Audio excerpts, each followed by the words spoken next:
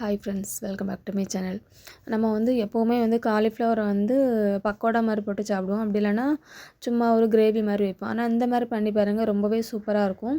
Taste பார்த்திங்கன்னா நல்லா ஒரு ஈவினிங் டைமில் நம்ம சாப்பிட்றதுக்கு ரொம்பவே சூப்பராக இருக்கும். நான் இதுக்கு பார்த்திங்கன்னா ஒரு கப் அளவுக்கு காலிஃப்ளவர் எடுத்திருக்கேன். காலிஃப்ளவரை பார்த்திங்கன்னா நல்லா கொதிக்க தண்ணியில் போட்டுட்டு ஒரு 5 நிமிஷம் அப்படியே வச்சுட்டு அதை ஃபில்டர் பண்ணி அப்படியே தூர ஊற்றிடுங்க.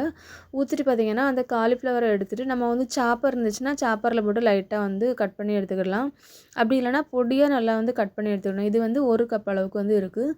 இப்போ இது பார்த்திங்கன்னா இந்த ரெசிபி ஒரு சின்ன மினி போண்டா மாதிரி இருக்கும். நல்லா டேஸ்ட்டாகவும் இருக்கும். அப்புறம் ஒரு டீஸ்பூன் அளவுக்கு இஞ்சி பூண்டு பேஸ்ட்டு, ஒரு பாதி உள்ளி எல்லாமே நல்லா பொடியாக கட் பண்ணி போட்டுவிடுங்க. அப்போ தான் நல்லாயிருக்கும்.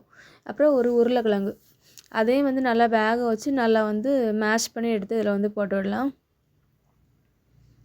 இதுக்கப்புறம் நம்ம உப்பு போட்டுக்கலாம்.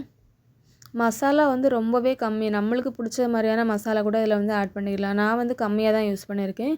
ஒரு டீஸ்பூன் அளவுக்கு வத்தல் பொடி, ஒரு 1/4 டீஸ்பூன் அளவுக்கு ஜீரகப்பொடி, ஒரு 1/4 டீஸ்பூன் அளவுக்கு இறைச்சி மசாலா. உருளைக்கிழங்கு காலிஃப்ளவர் போட்டிருக்கனால அது போட்டால் அந்த ஃப்ளேவர் நல்லாயிருக்கும். அதுக்காக தான். நீங்கள் இதில் சாட் மசாலா கூட யூஸ் பண்ணிக்கலாம். அதுவும் டேஸ்ட்டு கொஞ்சம் வித்தியாசமாக இருக்கும். அதுக்கப்புறம் ஒரு 3 டேபிள் ஸ்பூன் அளவுக்கு கடலை மாவு. இவ்வளோ தான். வேறு அரிசி மாவு அந்த மாதிரி எதுவுமே நான் இதில் ஆட் பண்ணலை. இது நம்ம சிம்பிளாக பண்ணுற மாதிரியான ஒரு சின்ன மினி போண்டா மாதிரி ஒரு ரெசிபி தான்.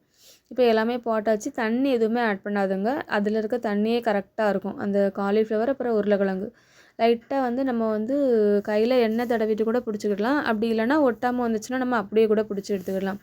சின்ன பால் மாதிரி எடுத்துக்கிட்டாங்க. அப்போ தான் நல்லாயிருக்கும். அது எண்ணெயில் போட்டு பொரிஞ்சு வரும்போது பார்த்திங்கன்னா சூப்பராக இருக்கும். வெளியில் பார்க்கும்போது நல்லாயிருக்கும், சாப்பிடவும் நல்லாயிருக்கும். இப்போ ஒரு மீடியம் ஃப்ளேமில் வச்சுடுங்க. ஃபஸ்ட்டு எண்ணெய் கொஞ்சம் சூடானதுக்கப்புறம் தீயை நம்ம கம்மி பண்ணிவிட்டு அதுக்கப்புறம் தான் இதை எடுத்து போடணும்.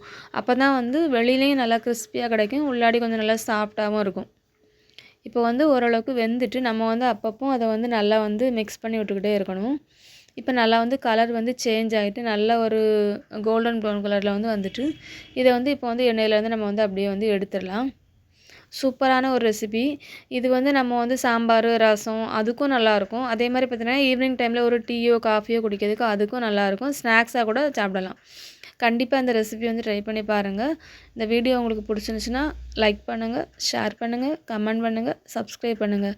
தேங்க்ஸ் ஃபார் வாட்சிங்.